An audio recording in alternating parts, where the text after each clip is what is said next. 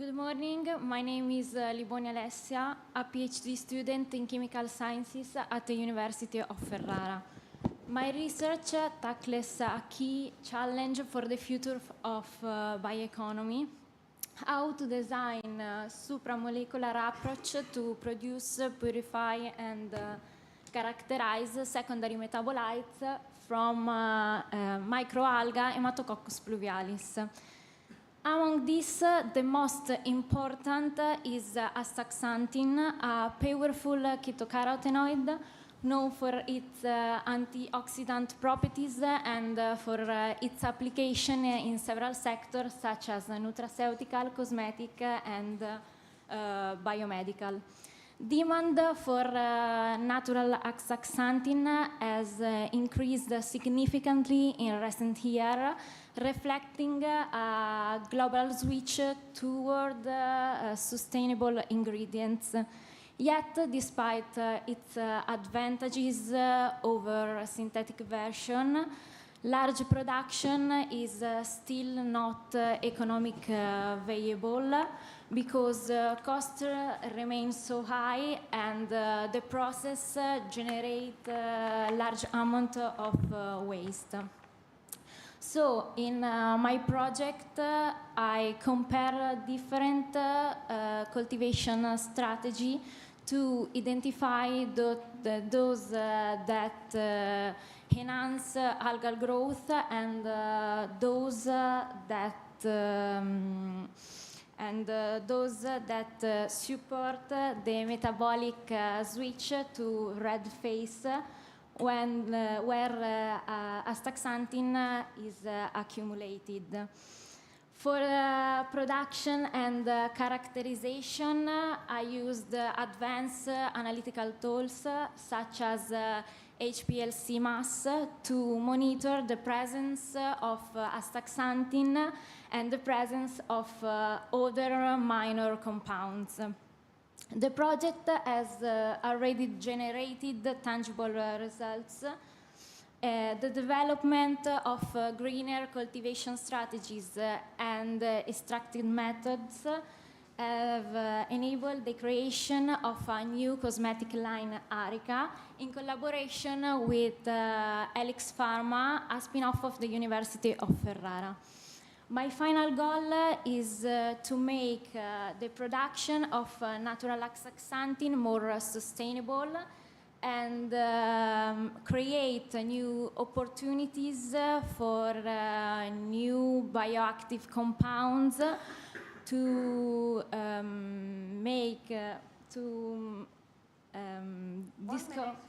discover here its potential across different industry. Thank you. Wonderful. Thank you so much. 3 minutes. Well done. Thank you very much. Up next is Fabiola Nutari.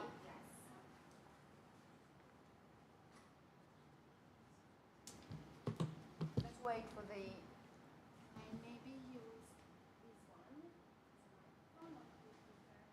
I think that is easier for you. That's the only one. Okay, whenever you are ready.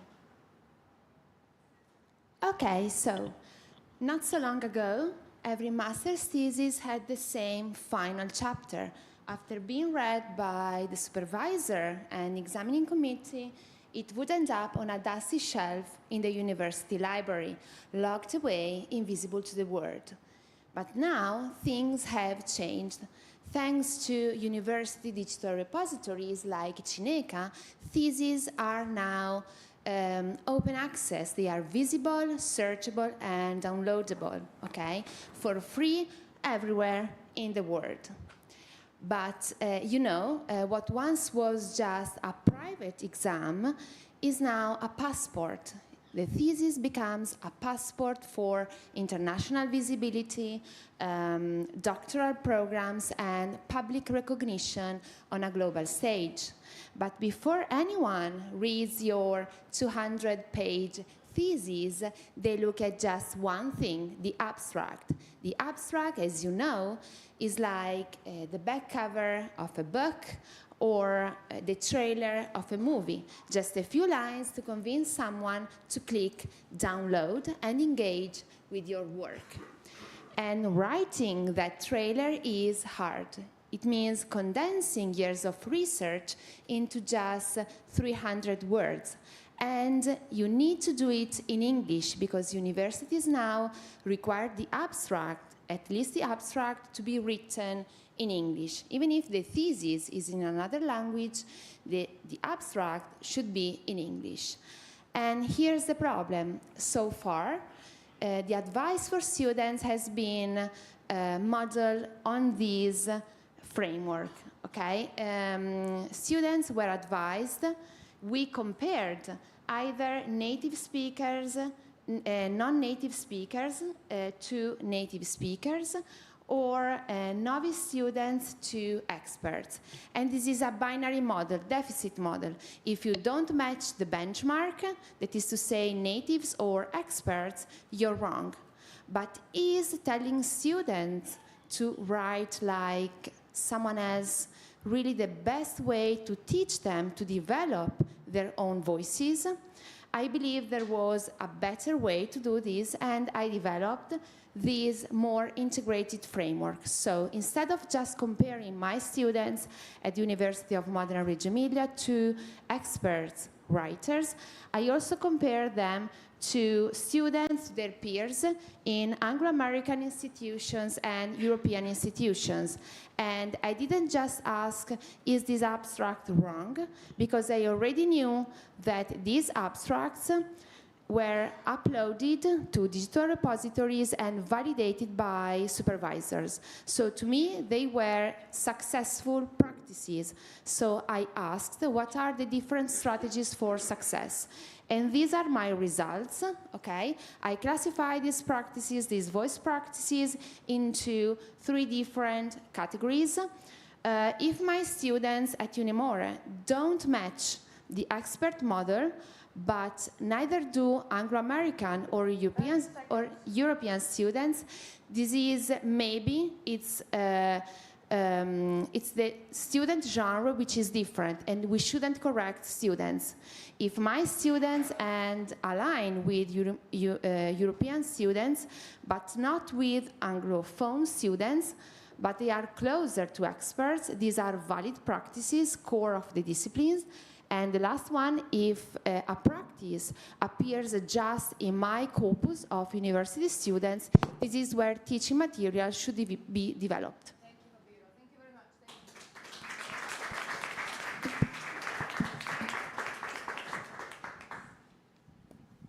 Can you switch off air conditioning for me? It's really bad. L'aria condizionata è terribile. Mi arriva proprio nella testa. Mi scuso, ma bisogna proprio... Chiedo scusa. Thank you so much. Lorenzo Del Vecchio is up next.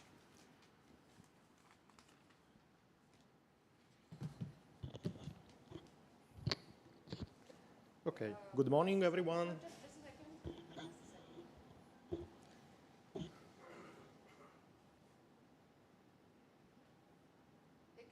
Okay, good morning, everyone. Thank you for this opportunity. I'm Lorenzo Del Vecchio from University of Parma, and currently I'm working in Department of Food and Drug, and particularly in the food chemistry unit. So in this slide I resume 3 years of my PhD program, and in particular my project is related to the chemical characterization of industrial hemp byproduct in order to obtain novel food ingredients. So from industrial hemp we can generate a lot of product from medical point of view and building point of view, and also we are able to generate ingredients following 2 different ways, as you can see in these slides. The direct one and the indirect one. The direct one consists of processing the hemp seeds that represent in industrial hemp a byproduct. In this case, we are from hemp seed we can obtain hemp flour, and hemp flour it could be included in different percentage in order to generate interesting new formulation of bread, as you can see in this slide. And the final aim of this project was to make a chemical characterization and measure the impact of the adding mFlor in bread formulation. And in this slide, I reported some of the results obtained during this characterization, and we noticed that we had mFlor a different percentage in bread formulation. We can obtain an interesting nutritional value of the final bread. For example, we can obtain high protein, high essential amino acids, we can increase phenolic compounds, with some of them are interesting antioxidant activities, and high omega-3 and a good amount of fiber in the final bread. So the other way is the indirect way, where hemp fiber was cleaning throughout using insects. In this case, we used black soldier fly. It's a very common insect in Europe. And generally, the fiber is very rich in mucilage that are not able for the textile purpose. And for this reason, we try to use an innovative way to clean this fiber using black soldier fly. The use of black soldier fly reduces the amount of the water in this process and is very sustainable. And finally, we try to characterize the larva of black soldier fly in order to understand their potentiality to create new ingredient both for food and also for feed. And the main results are related to the very interesting amount of fatty acids, protein, amino acids, and bioactive peptides. Thank you so much. And great, thank you. Amazing.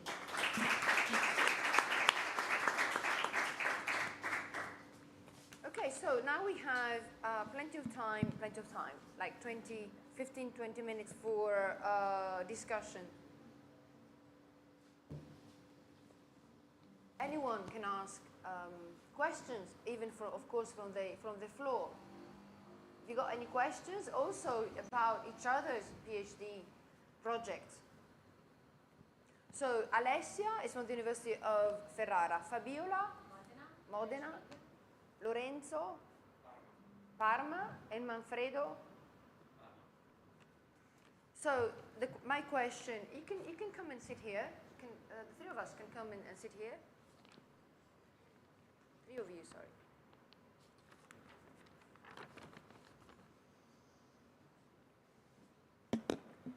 So I have a question for the three of you. Have you discussed your project with each other? Have you got people with whom you discuss your PhD project, PhD student, not just your supervisor? I'm talking about PhD students. Do you do this? Do you have this as a practice or not?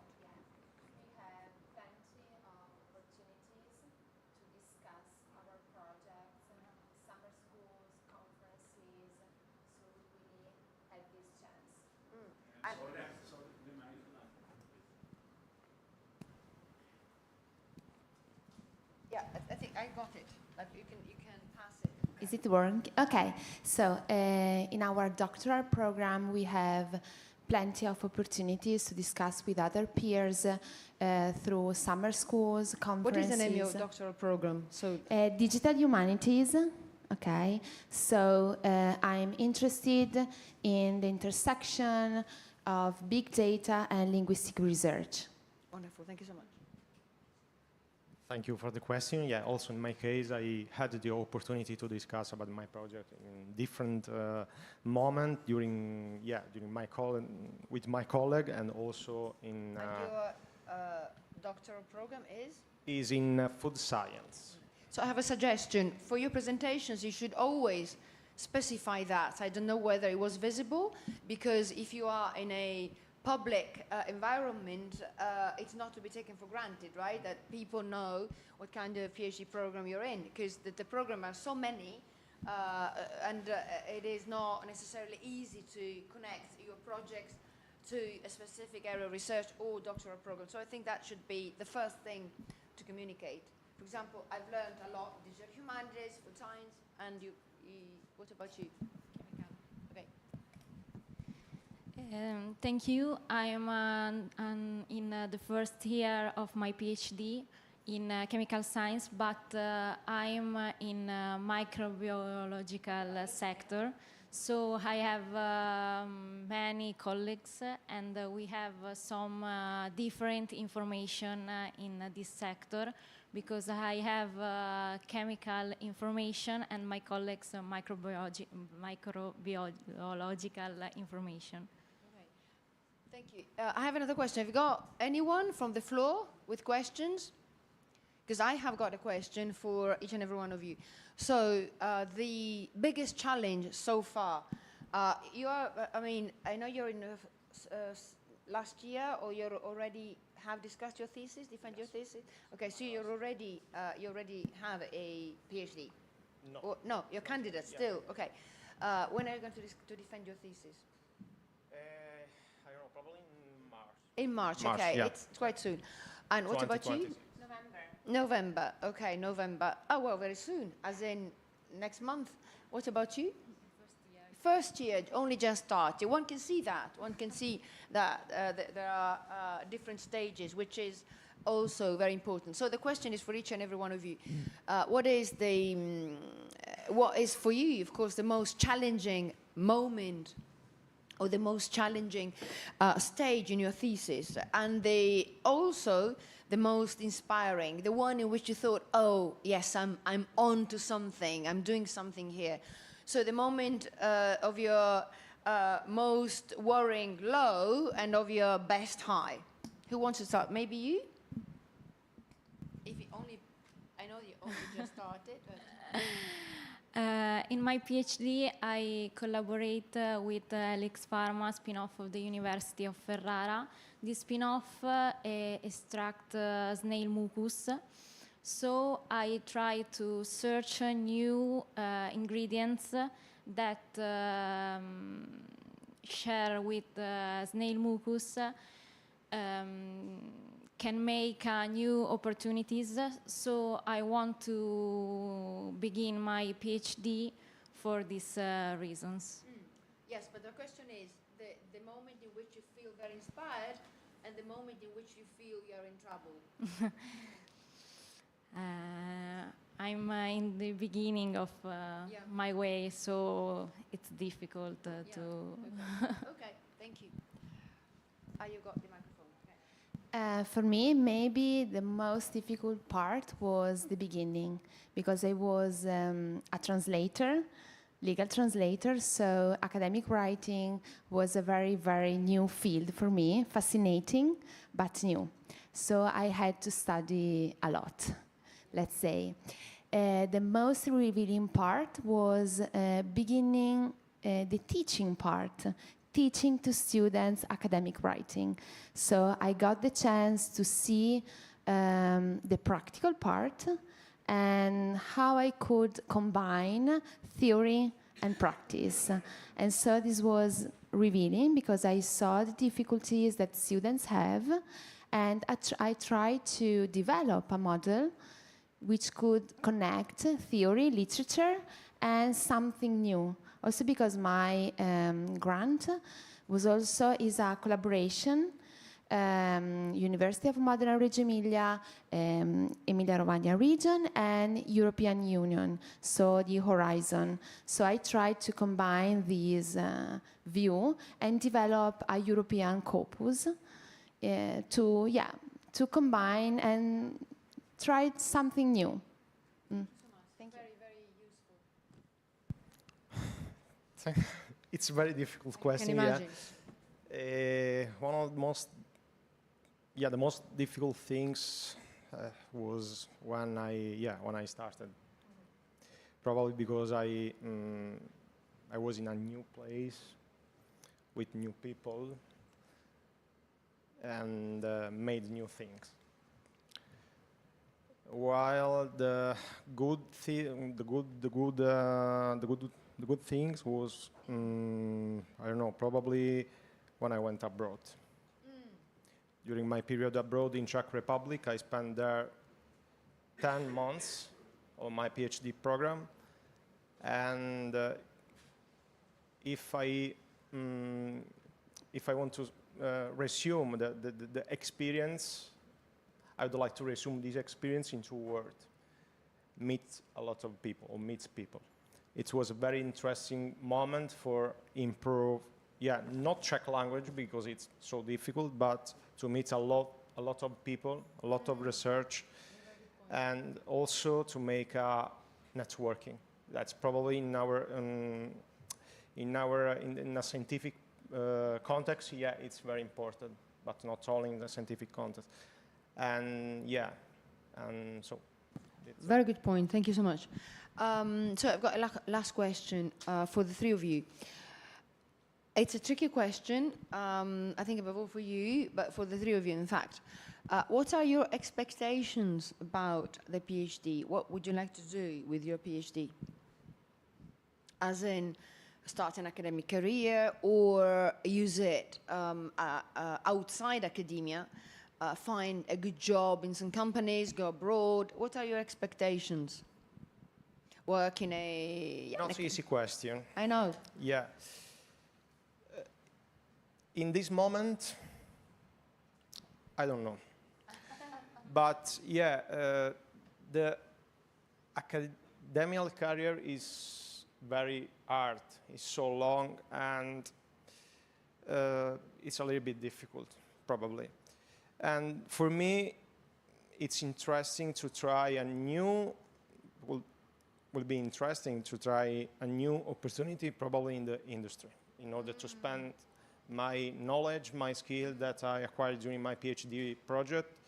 But in Italy, this passage, this thing is so difficult, because the industry are not prepared to say welcome to new, to accommodate the PhD students. And for this reason, I don't know. It's so challenging. Thank you. It's very, very good. Okay, I'm already a research fellow, so I got a kind of way to continue in the academia. So I'd like to continue studying, writing, teaching in my university. Yeah. So more, I mean, you're also interested in teaching, because this came up also in your presentation. Yeah. You're interested in teaching. Yeah. What about translating? Is something you still want to do, or you had to put aside? I'm also teaching students how to translate. Okay, So okay. I'm just combining academic writing and legal translation at the university. So I Good. also teach at the military academy. So I really hope to continue You're doing that. Yeah. Thank you. Thank you. What about you? I want to launch this new line of cosmetics, in industry, but in collaboration with the university. Good, thank you so much. Any questions from the audience? If not, please join me in a round of applause to the 3 PhD students. Thank you so much.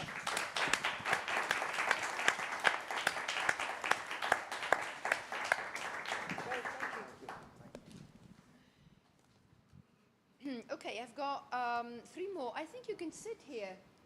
The 3 of you can sit here. It's better, so I don't feel alone. I've got Manfredo Gambino will be the first. You can already go to the podium. But I would ask Matteo Di Febo and Alessandro Pagano if they can sit here with me.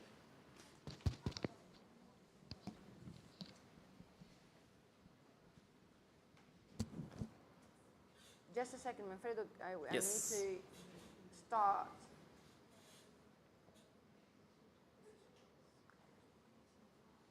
Okay, whenever you are ready. I am. So good morning, everyone. I'm Manfredo Gambino, PhD student in Contemporary History and Digital Humanities. So this short pitch aims to illustrate the connections between Reggio Emilia, Japan, and South Africa. It could seem a little bit strange, but despite my project, there is a link, and it's a shared historical and archival bond, because in Reggio Emilia Institute of Contemporary History, Istoreco, there is a specific archive that is called Reggio Africa that holds all the documents of the solidarity that the municipality of Reggio Emilia, held by a communist administration after the Second World War, had with the liberational movements of Mozambique and South Africa. So this archive offer to visitors the opportunity to see, to explore these uncovered stories that are often overlooked or unknown, and shedding lights on a shared historical solidarity and cooperation. If the regime of apartheid in South Africa create a global solidarity movement, it also create an emergency of archival movement. That is exactly what I'm working on. The city of Reggio Emilia was so in charge of this link, of this network of solidarity. And on the Japanese side, that's why probably I'm here, at Rikyo University, there is also another archive that is a kind of a twin archive that holds also the document that the Japanese social movements had while supporting anti-apartheid movement in South Africa during the 70s and 80s. Of course, these movements in Japan were much smaller than the Italian ones, but they were also present. So I will go next week to Tokyo to see what do they have. And in the context of this digital transition and all these built on an existing partnership between Istoreco and Rikyo University, because they have a link since a couple of years. The aim, the purpose is to create a network of digital archives to share these unknown stories, and also to open and mobilizing this archive for social justice and trying to create counter archives, bring different narratives from dominant ones, especially in today's evolving, very critical political climate. Thank you. Wow, very, very cool. Thank you so much. So up next is Alessandro Pagan. No, sorry, Matteo Di Febo. Sorry, Matteo Di Febo. If you can also say, yeah, if you can also mention the doctoral program, that would be great. Good morning. Okay, Thank you. Good morning to everyone. First of all, I would like to thank the Italian Pavilion for the invitation. Let me introduce myself. I am Matteo Di Febo. I'm a mechanical engineer and also a PhD student at the CPAC laboratory of Parma University. Our research group focuses on sustainable packaging, recycling, and new technologies for polymeric materials. My work falls within the board team of plastic waste management with a particular focus on PET from post-consumer bottles. My research aims to investigate the possibility of recovering this material through an upcycling approach, the transformation of waste into high added value materials, using the electrospinning technique. Electrospinning is a spinning technique that uses electrostatic force to produce sub-millimeter fibers by unaxial stretching of viscoelastic solution. The latter is prepared from flakes of post-consumer PET bottles dissolved in solution. These produce membrane with a very high surface area and porosity, which can be functionalized with other materials and produced with different 5 morphologies, such as coarser fiber, hollow fiber, porous fibers, and janus fibers, making them adaptable to numerous fields of application.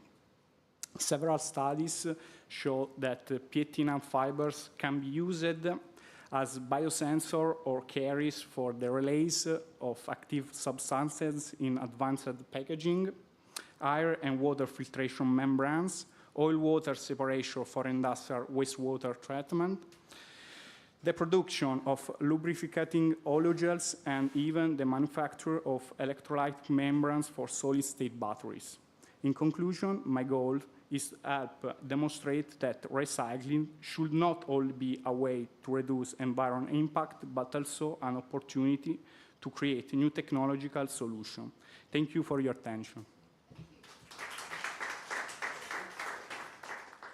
Also very, very, very concise. Thank you so much.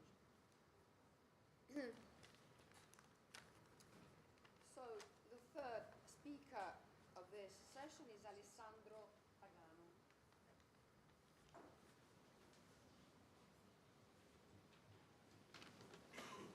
Yeah, thank you everyone. Good morning.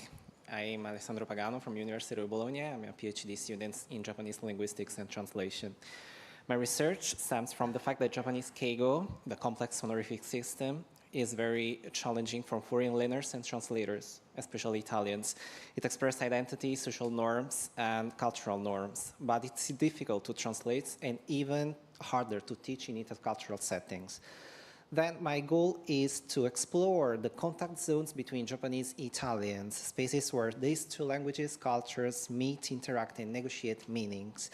Through this, I propose a new way to define intercultural competence, not just a linguistic and cultural knowledge, but a dynamic ability to mediate different worldview. My research is built on three pillars. One, pragmatics and social linguistics, observing how politeness is perceived in Italian and Japanese. Literary translation by analyzing four modern and contemporary Japanese novels and their Italian translations to observe how Italian translators handle keigo. And third, language learning and teaching, testing in-class strategies that combine translation and translanguaging, allowing learners to use their native language to negotiate meaning and understand cultural nuances. By combining these three pillars, I've been able to study keigo from multiple perspectives: theoretical, applied, and pedagogical. Three key findings. Italian translators tend to preserve the meaning of keigo, maintaining its cultural specificity.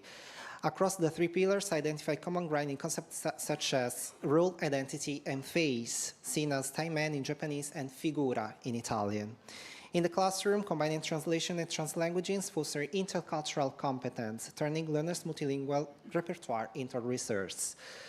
Two major points and implication: redefine intercultural competence as a dynamic dialogue between modern home and target language cultures, and beyond academia, skills for professional contexts, including HR management, talent development, global marketing, and international business strategies. Thank you for your attention.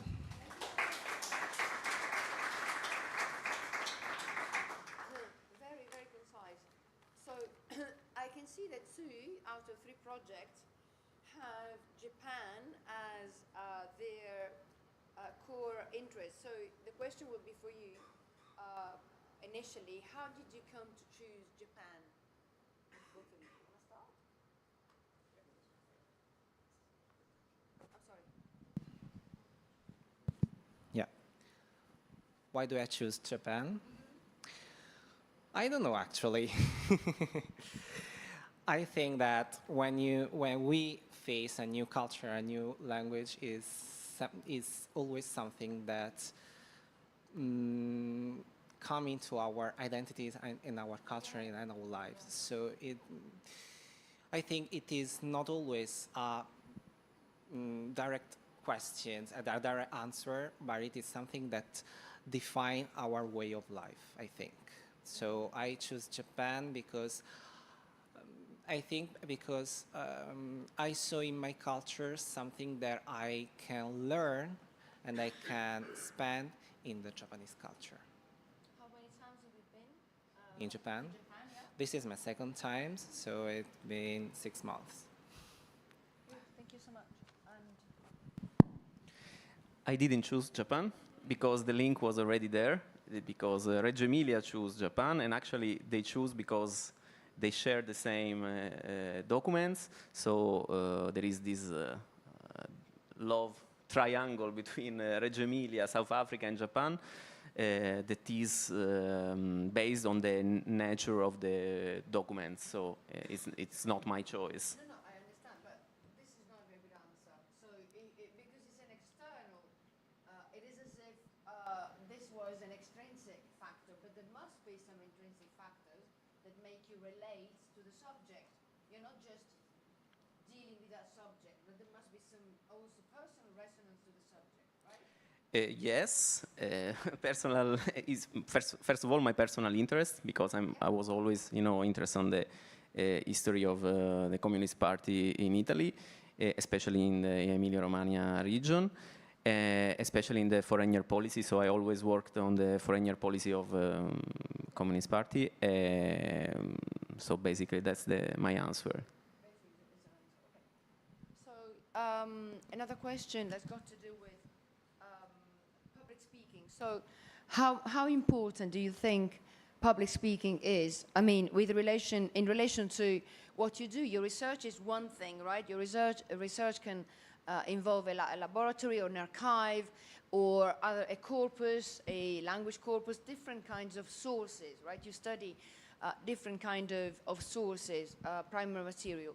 And then you have to find ways of conveying your findings, right? So have you asked yourself this question, how important it is to be able to communicate, or if you think that the core aspect is your research? So if you think that most of the success your project is going to have depends on the project itself, or whether there's a lot to be said in terms of your ability to communicate what you're doing. Maybe you could answer this question first. Not an easy question answer to give, considering you're an engineer. Yeah, I'm a laboratory rat, Yeah. so I don't speech to spread my research. So I'm the first year of my PhD, so I didn't have the opportunity to join some conference or make some paper. So I didn't have an experience to answer this question. But do you find this stressful or also exciting to talk in public? Of course it's both, it's both. always both, but Maybe it's challenging. yeah. Yeah. It's challenging. Okay, thank you. You can answer. Speaking in public is totally fine. It's fine for me. About the question is, the answer is that, okay, my research is important. Of course, I need to finish the PhD. But the most important is also to open to a greater public my research, because otherwise it doesn't make sense. One specific topic of my research is to digitize these archives, so we are doing that. There is a extremely big urgence to digitize all these archives, and actually Emilia-Romagna is doing quite well, and to open up this knowledge otherwise, and to connect archives. That is exactly the point of my presentation today. Yes, thank To you very build much. up a network. Yes. Thank you for the question. Yeah, in my personal experience, I think that meeting some other people, especially in intercultural settings, have been very important and very helpful for me. I worked in the United States and Japan. I met many people and taught me so many things. And apparently, doing research, especially for those who work alone in a laboratory, or for me, spending hours and hours in a library, and can be very challenging. But I think that data that we find can teach us more and more that we can do in our research, I think. So, for example, in my experience, I've learned very much with the students and with the translators. And so I saw their histories, I saw their experiences, I saw their lives. So I think this is very helpful for our research. Thank you. So, any questions from the audience? If not, I have one that I already asked, and maybe you had some time to think about it. Your, like the movie, your darkest hour and your brightest hour.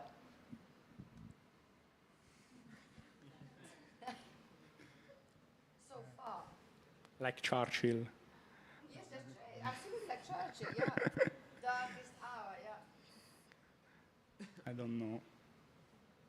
Maybe someone else wants to start first. I can break the ice. Yes. Okay. The darkest hours is think about me collecting documents in Soweto Township near Johannesburg as a white European, for example. So you can guess, yeah, or living in South Africa for a couple of months and like that. But I survived. I'm from Palermo. It's fine. And the brightest hours is the international part of my project, yeah, because I could experience living in South Africa and to meet researchers there, and also being here, it's a little small part, and yeah, so that's my answer. Yeah, I just wanted to add before you answer that for me, when I was doing my PhD, my darkest hour, I'm a literary scholar, so I just thought that maybe I couldn't do it. Maybe I wasn't up to it. Maybe there was an aspect of overshooting. I was so wanting to do that. I was so driven. But then when you actually have to do the job, as you said, study for hours or analyze or trying to make sense, sometimes I felt discouraged. I thought, I won't be able to finish this. And I remember at the end, I was very tight for time and I had to submit and I had very little time left. So I had to rush, because I had not been able to organize my time in such a way as to get to the end of the 4 years, at the time it was 4 years, efficiently. So I really had to rush. So there was that moment. And then, of course, I did it. Yeah. My darkest hour is a funny moment. Sorry, say it again. It's a failed epic fail moment. Okay. I failed an experiment and I tried to burn my laboratory. But we all survived. Really? Yeah. So, by mistake, By something mistake, went of, wrong. of course. But what happened exactly, if I may ask?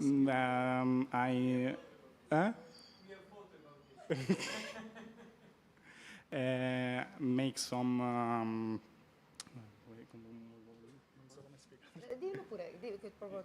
Era una prova di combustione Combustion, yeah. per vedere residuo ceneri e volatilità dei gas, e avevamo sbagliato una rampa di temperatura e ho preso fuoco il fornellino sotto cappa. A fire Yeah.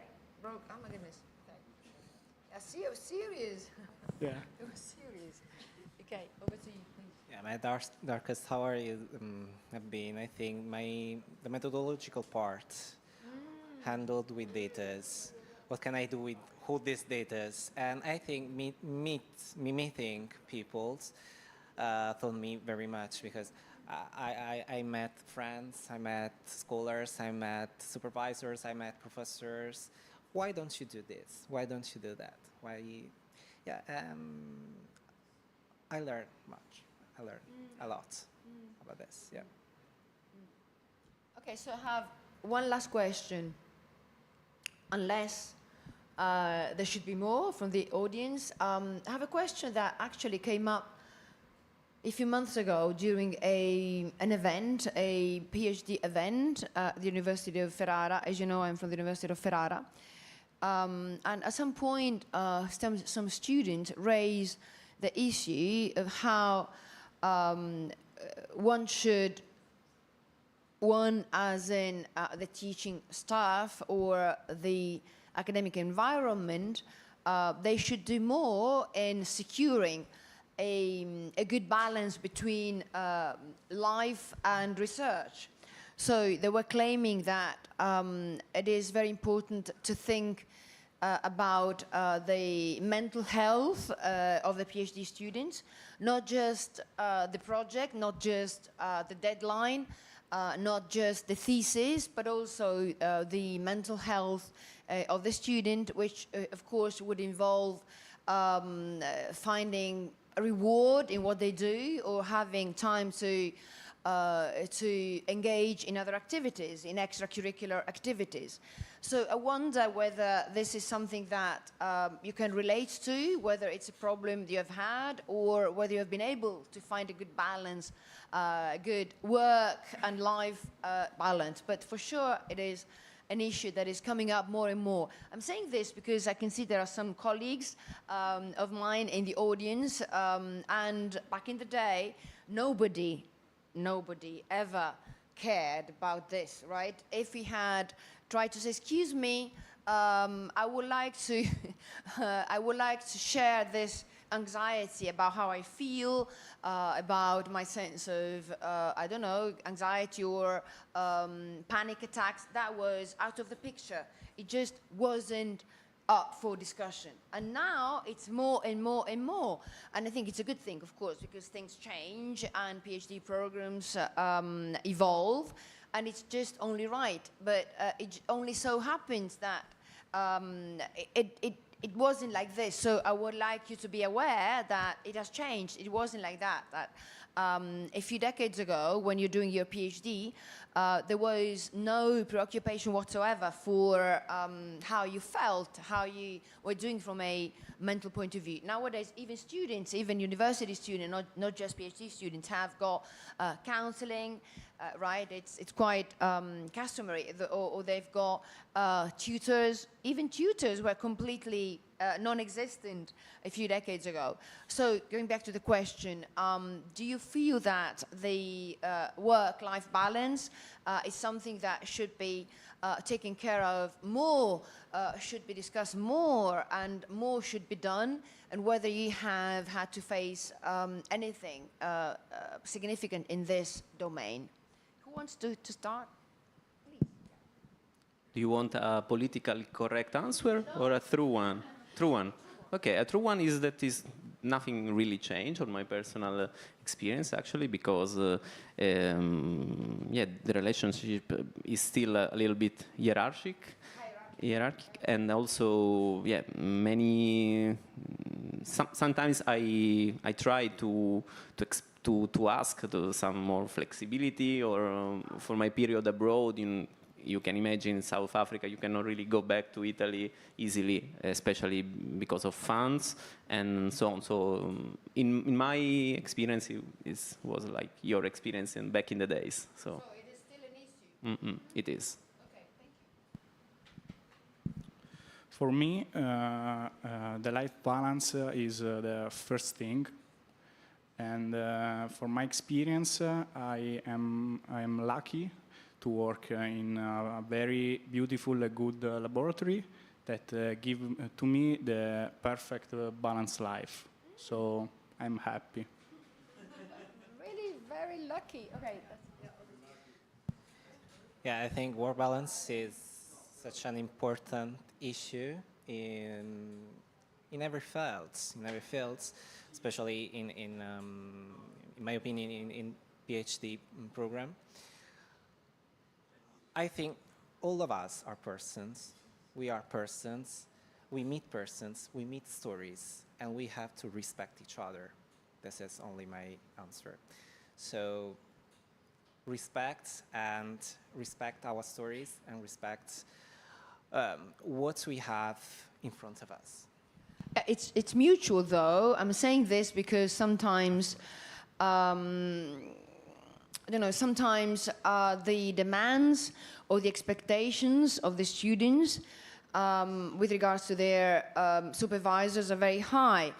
Sometimes the impression is that students seem to think that their supervisors should always be available, or that you can submit something a week in advance and they should still revise it or read it. So I would like you to know that it works both ways, right? Yeah, it works both ways. Of course. Yeah. Yeah, no, it's very important because sometimes it's no longer that. Yes, there's a question. Thank you. No, come up with your. You can use the microphone. Yes, please.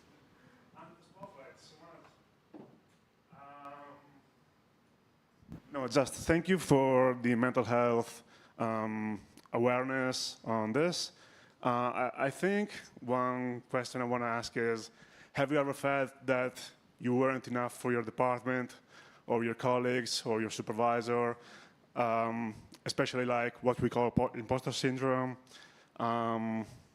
Have you ever felt that I don't deserve this?